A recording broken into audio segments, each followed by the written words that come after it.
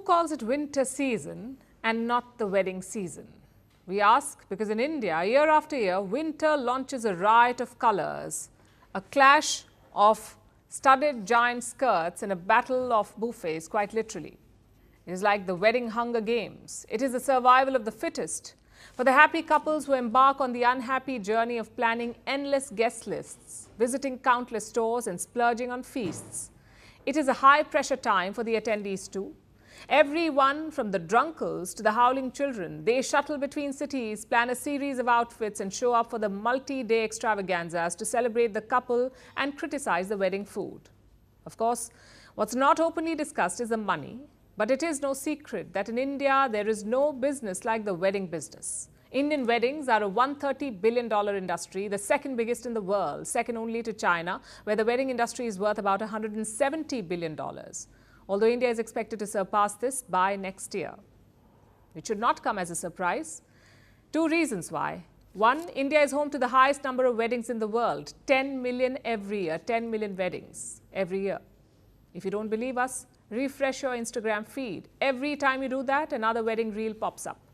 And two, Indian weddings are elaborate affairs. People often spend beyond their means. The average Indian spends twice as much on weddings as on education, which is not something to be proud of, but that's how it is. The average spend is $14,000 per wedding or 12 lakh Indian rupees, which is 3 times the average annual income of an Indian household and about 5 times the per capita GDP. And this is just the average number. Indian weddings can be over the top, and that's an understatement. Inspired by Bollywood and funded by rising disposable incomes, they're getting bigger and fatter.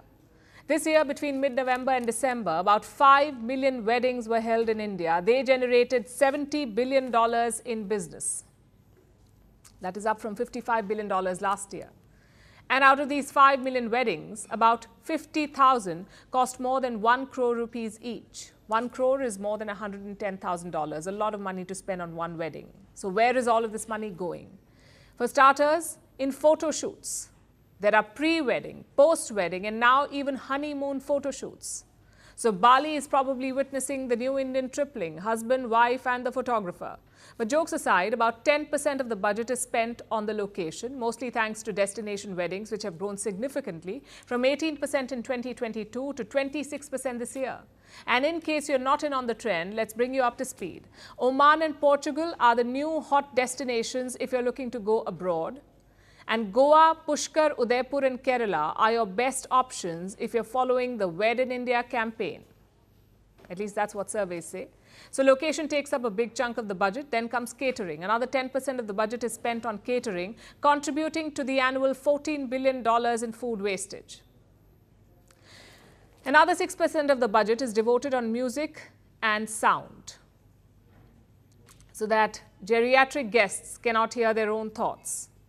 And the young guests can showcase unpracticed Sangeet moves. Then there are some other beneficiaries like the retail and jewelry market, auto market, even social media planners. They will curate your wedding feed and churn out wedding reels within hours because month-late wedding movies are so last season. Planning an Indian wedding is not for the weak-hearted. Yet despite all your efforts, your guests may still complain. But remember, the Indian economy will thank you because Indian weddings are big business and they're only getting bigger.